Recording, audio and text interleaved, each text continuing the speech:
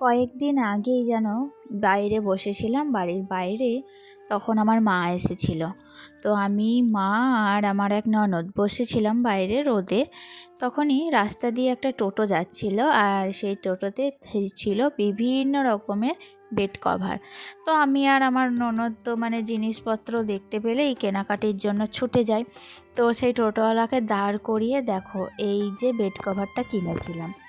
আর তারপর থেকে বেড কভারটা কিন্তু আর আমার বিছানায় পাতা হয়নি। তো বেড কভারটা আমি আলমারিতেই ভরে রেখেছিলাম। আজকে হঠাৎ করেই মনে হলো যে বেড কভারটা একবার পেতে বিছানার মধ্যে দেখি যে কেমন লাগছে। তো বেড কভারটা তো ডবল বেড কভার, যাই হোক প্রচুর বড়। বিছানার মধ্যে যখনই পাচ্ছিলাম তো আমি তো পুরো হিমশিম খেয়ে যাচ্ছিলাম যে এত বড় বেড কভার কিভাবে বিছানায় পাতবো। আমি আজকে যেহেতু ফার্স্ট টাইম এইটা পাতলাম তাই ডবল করেই পেতে রাখলাম, কিন্তু নেক্সট টাইম যখন পাতবো আশা করছি আমি বেড কভারটা কেটে নেব। তো যাই হোক, কেটে আমি কি বলতো বিছানাটাকে আবার ছোট করে দেব না। বেড কভারটা আসলে আমি ওই দুটো বালিশের কভার আর একটা কোল বালিশের কভার যাতে করা হয়, তো সেই অনুপাতে কাটবো।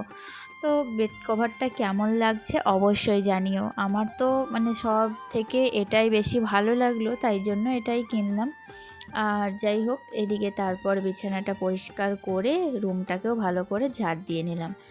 আর আজকে আমি অনেক বেলা থেকে ক্যামেরা অন করেছি। আমি যখন ক্যামেরা অন করি তখন বাজছিল তোমার আজকে 11টা মতো।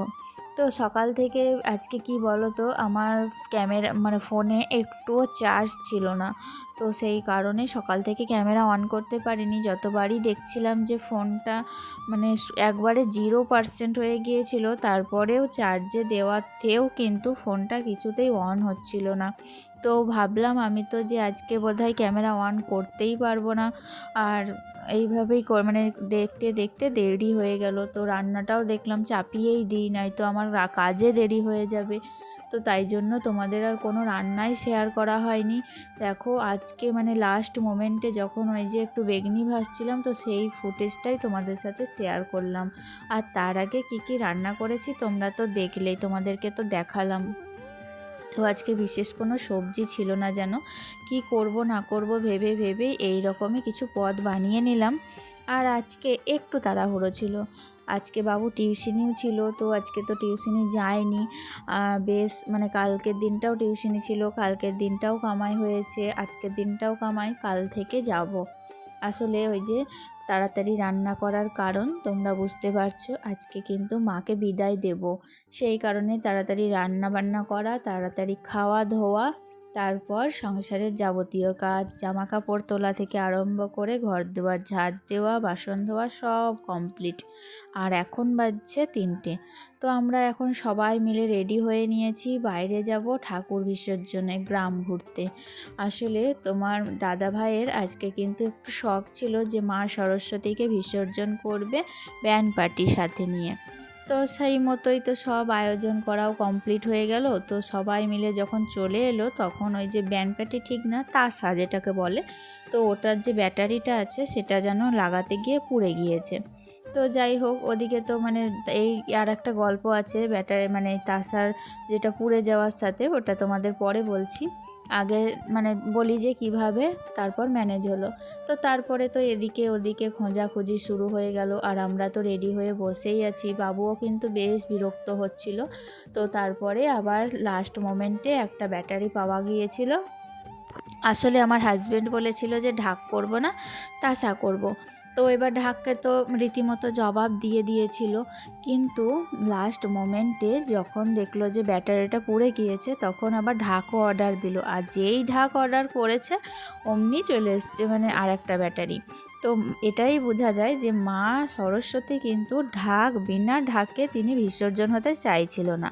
তো সেই জন্যই কিন্তু মায়ের এই ছলনা, এটাই আমাদের কাছে প্রমাণ হলো। তো যাই হোক, রীতিমতো এদিকে তাসা এদিকে ঢাক দুটোই করে কিন্তু মা সরস্বতীকে আমরা বিদায় জানাচ্ছি। আর ওদিকে আজকে আমার এক ননদের আসার কথা ছিল, কিন্তু তাদের বাড়িতে আজকে বিয়ে, তো সেই কারণে ওরা আসতে পারেনি। তো তো রীতিমতো একবারে বাড়ি থেকে আমরা যখন বেরোই তখনই কিন্তু সমস্ত মানে অর্ধেক রাস্তা তাদেরকে ভিডিও কল করে আমি সমস্তটা দেখালাম। আর কি বলতো, মায়ের ভিডিওটাও তোলা হয়নি। মা যখন ওই যে মাকে মানে আমার শাশুড়ি মা যখন মা সরস্বতীকে বরণ করছিলেন মানে ওলাচ্ছিলেন, তো তখনকার ফুটেজটাও তোমাদের সাথে আর শেয়ার করা হয়নি। তো যাই হোক, ফাইনালি যখন আমরা মানে আমরা যেখানে বিসর্জন করব মাকে, তো সেই জায়গায় যখন উপস্থিত হলাম তখন একেবারে সন্ধ্যা। তো আমি তো ভাবলাম যে সন্ধ্যা লেগে যাবে, তাও আমরা জানো গোটা গ্রাম ঘুরিনি। গোটা গ্রাম ঘুরতে গেলে কি অবস্থা হতো বলো তো। তো মাকে যখন বিসর্জন জানাচ্ছিলাম এত মনে কষ্ট হচ্ছিল, কি বলবো, আমার মনে হচ্ছিল বুক ফেটে যাচ্ছে। মাকে মনে হয় রেখেই দিই যেন বাড়িতে।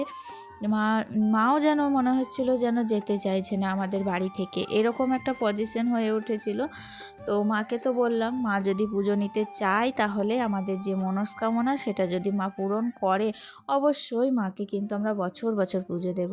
আর এটা যেহেতু আমার ছেলের হাতে খড়ি উপলক্ষে 3 বছর পুজো দেওয়ার কথা ছিল, তো সেই মানে উপলক্ষে এবছর লাস্ট বছর, তো সেই কারণেই আমার হাজবেন্ড একটু জমজমাট করে মাকে বিসর্জন দিচ্ছে আর কি।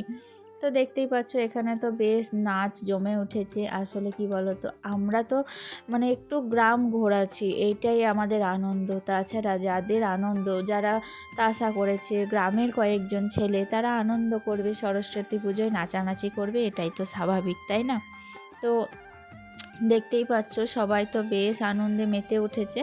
আর আমি ভাবলাম আমি তোমাদের সাথে এই আনন্দটা একটু ভাগ করে নিই। আসলে কি বলতো, আমাদের সংসার জীবন এমনই একটা মায়ার বাঁধন, যে বাঁধনে একবার যে ভুলে গিয়েছে সে কিন্তু আর ছেড়ে যেতে চায় না। সে মা সরস্বতীই বলো কিংবা আমাদের মতো সাধারণ মানুষ। আমি আমার সংসারটাকে এমনভাবে মায়ার বাঁধনে মানে ভালোবেসে ফেলেছি জানো, তো এই সংসার থেকে যেতে কোথাও ইচ্ছা করে না।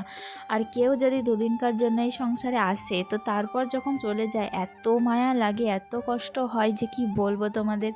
আমি মানে নিজের কষ্টটা তোমাদের সাথে কিভাবে ভাগ করে নেব সেটাই বুঝে উঠতে পারি না। তো যাই হোক, মা সরস্বতীকে লাস্টবারের জন্য আমার মানে ছাদে কিছু ফুলের পাপড়ি মায়ের পায়ে নিবেদন করলাম, মাকে প্রণাম জানালাম এবং ভক্তি ভরে মাকে প্রার্থনা করলাম যেন। তো মা জানি না, এখন মা যদি দয়া হয় অবশ্যই মা আমার প্রার্থনা শুনবে। তো মায়ের ইচ্ছা হলে মা সব কিছুই শোনে। দেখা যাক এখন মায়ের কীরূপ ইচ্ছা হয়। আর এত লোক জমেছিল, বাপরে লোক, এত পরিমাণে লোক হবে ভাবতেই পারিনি। আমি তো ভাবছিলাম যে আমরা কয়েকটা মেয়ে আর এই তাসার সাথে ঘুরবো গোটা গ্রামে, কি বলবে সবাই, কি ভাববে সবাই।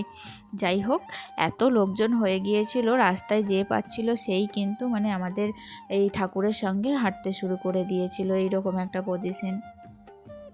তো দেখো, মাকে দেখে মনে হচ্ছে না যে মা নাকি মায়ের চোখ ছলছল করছে।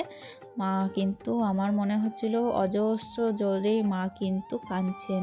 মা কিন্তু যেতে চাইছে না, কিন্তু মাকে বিদায় জানাচ্ছি আমরা জোর করে, এরকমই কিন্তু মনে হচ্ছিল। যাই হোক, মাকে এত সুন্দর লাগছিল, মনে হচ্ছিল মায়ের রূপটা যেন ফুটে উঠেছে আজকে একবারে। কিন্তু কি বলবো, মানে যা নিয়ম আর কি সেটাই করতেই হবে। মাকে তো আমরা রেখে দিতে পারি না আমাদের কাছে সারা জীবনের জন্য। আবার আসছে বছর আবার হবে, এটাই তো নিয়ম, এটাই তো হয়ে আসছে। সেই নিয়ম মেনেই কিন্তু আমরা মাকে আজকে বিদায় জানাচ্ছি। আর যখন আমরা মাকে বিসর্জন দিই তখন কিন্তু সন্ধ্যা 7টা পর্যন্ত বেজে গিয়েছিল। তো প্রচণ্ড অন্ধকার হয়ে গিয়েছিল চারিপাশটা, বুঝতেই পারছো তোমরা। তো তার মধ্যেও আমি ক্যামেরাটা করেছি শুধুমাত্র তোমাদের জন্য, তোমাদেরকে দেখানোর জন্য যে আমরা গ্রামের পরিবেশে কিভাবে আনন্দ করি, কিভাবে আমরা দিন কাটাই এবং আমাদের সংসার জীবনে সংসারের কাজ সামলে সমস্ত আনন্দটুকু উপভোগ করি, সেটাই তোমাদের সাথে শেয়ার করা। তো যাই হোক, দেখতেই পাচ্ছ এখন তো মাকে 7 পাক ঘুরিয়ে এবার কিন্তু জলে বিসর্জন দেবে, সেটার জন্যই প্রস্তুতি চলছে। তাহলে চলো এবার আমরাও তাহলে আমার ব্লগটাকে এবার বিদায় দিই।